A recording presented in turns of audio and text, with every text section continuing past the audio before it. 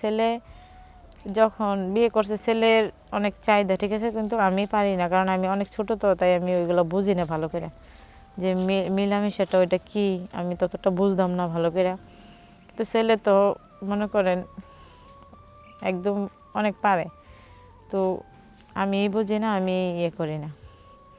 যখন তার চাহিদা ছিল তখন আমি বুঝি না, আর এখন হ্যাঁ চাহিদা না, হ্যাঁ বয়স হয়ে গেছে, কিন্তু আমার অনেক চাহিদা, এখন সে পারে না, বুঝছেন, এই আর কি। তো কথা হইলো যে এখন আমি কি করি। এখন তো আমার মানে তখন তো আমি অনেক ছোট ছিলাম, বুঝতাম না, এখন আমি ওই জিনিসটা বুঝি, ঠিক আছে, আমার এখন বয়স হয়েছে, কিন্তু হ্যাঁ তো পারে না, কিন্তু আমার তো একটা শারীরিক চাহিদা আছে না। তো এই কারণেই মানুষ যে বলে যে পরকীয়া জড়িত হয়, কিছু কিছু ক্ষেত্রে হইতে হয় বাধ্যতামূলক, কিছু করার নাই। এখন যখন আমি চাই হ্যাঁ পারে না, তো অবশ্যই আমার অন্য জায়গায় যাইতেইব। তো এই আর কি, আমি এখন একটা ছেলের সাথে জড়াইলাম এই কারণে যে আমার হাজব্যান্ড পারে না বিদায়। আসসালামু আলাইকুম,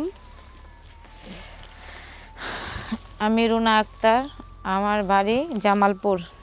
তো আপনাদের মাঝে উপস্থিত কিছু গল্প নিয়ে, এটা আমার জীবনের গল্প আর কি। তো একটু আপনাদের কাছে অনুরোধ, একটু মনোযোগ সহকারে আমার গল্পটা শুনবেন।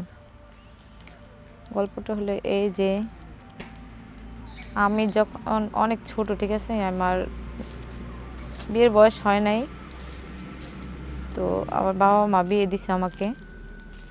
যে ছেলের সাথে বিয়ে দিয়েছে ওই ছেলে আমার থেকে অনেক বড়, ছেলের বয়স হচ্ছে 40 আর আমার এসে 17, অনেকটা ডিফারেন্স।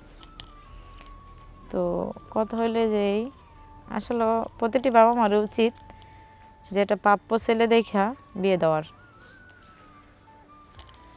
যে আপে তাপে বিয়ে দিলেই হয় না, তার এই সংসার টিকে না, বুঝছেন। এতটুকুই প্রতিটি বাবা মারই উচিত, একটা প্রাপ্য ছেলে দেখে বিয়ে দেওয়ার মেয়েরে। যেতে মেয়ে হয়েছে বিয়ে তো দিতে হইবে, স্বাভাবিক, বিয়ে ছাড়া তো রাখতে পারতো না।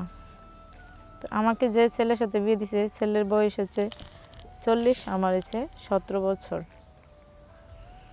তো এইলো কাহিনী, যে ছেলে যখন বিয়ে করছে ছেলের অনেক চাহিদা, ঠিক আছে, কিন্তু আমি পারি না, কারণ আমি অনেক ছোট, তো তাই আমি ওইগুলো বুঝি না ভালো করে, যে মিলামিশাটা ওইটা কি আমি ততটা বুঝতাম না ভালো করে। তো ছেলে তো মনে করেন একদম অনেক পারে, তো আমি বুঝি না, আমি ইয়ে করি না। যখন তার চাহিদা ছিল তখন আমি বুঝি না, আর এখন হ্যাঁ চাহিদা না, হ্যাঁ বয়স হয়ে গেছে, কিন্তু আমার অনেক চাহিদা, এখন সে পারে না, বুঝছেন, এই আর কি। তো কথা হইলো যে এখন আমি কি করি।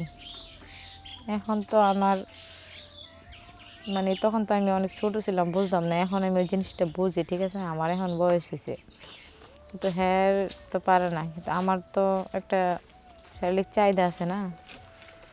তো এই কারণেই মানুষ যে বলে যে পরকীয়া জড়িত হয়, কিছু কিছু ক্ষেত্রে হইতে হয় বাধ্যতামূলক, কিছু করার নাই। এখন যখন আমি চাই হ্যাঁ পারে না, তো অবশ্যই আমার অন্য জায়গায় যাইতেইব। তো এই আর কি, আমি এখন একটা ছেলের সাথে জড়াইলাম এই কারণে যে আমার হাজব্যান্ড পারে না বিদায়, কিন্তু ওই ছেলে অনেক পরিমাণ পারে, অনেক ভাল লাগে, এই আর কি। তো কথা হলো যে সব কিছুই বুঝে ভেবে করাই ঠিক। যেরকম আমার বাবা মা যেটা করলো এটা ঠিক না, কারণ কই এলো আমার 18 বছর, আর কই এলো 40 বছরের ছেলে। 40 বছর হইলে তো একটা ছেলের সব কিছুই শেষ, তার মেয়াদি শেষ, সে আর কি পারবে। তো এটাই সকল বাবা মারই উচিত, যে মেয়েকে প্রাপ্য ছেলের চেয়ে বিয়ে দেওয়ার। কিছু বাবা মার কারণে মেয়েদের জীবন নষ্ট হয়, তাদের বোঝার ভুলে। তারা তো এটা ভাবে না যে আমার মেয়ের সাথে ছেলেটার বয়স দেওয়া যায় কিনা। তারা ভাবে যে তার আর্থিক ভালো, তার অনেক পয়সা, আমার মেয়ে অনেক সুখে থাকবে। আসলে কিন্তু তা না। সুখ কিন্তু টাকা দিয়ে হয় না, সুখ হয় মানসিক, সুখ হয় মানুষের দিয়ে, যে যেরকম শারীরিক চাহিদাটা, এইটাই কিন্তু মেয়েদের একটা জীবনের সুখ। ওই সুখটা কিন্তু সবাই টাকা পয়সার সুখ মিলাইতে পারে, কিন্তু শারীরিক চাহিদার সুখটা কেউ মিলাইতে পারে না হাজব্যান্ড ছাড়া। প্রতিটি বাবা মারই উচিত যে একটা প্রাপ্য ছেলে দেখে বিয়ে দেওয়ার।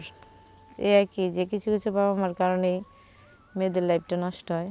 তো প্রতিটি মায়াদের কাছে আমার একটা অনুরোধ, যে দয়া করে আপনারা কোনো মেয়ে বিয়ে দেন, যে ভালো করে ভেবে চিন্তে বুঝিয়ে দেবেন।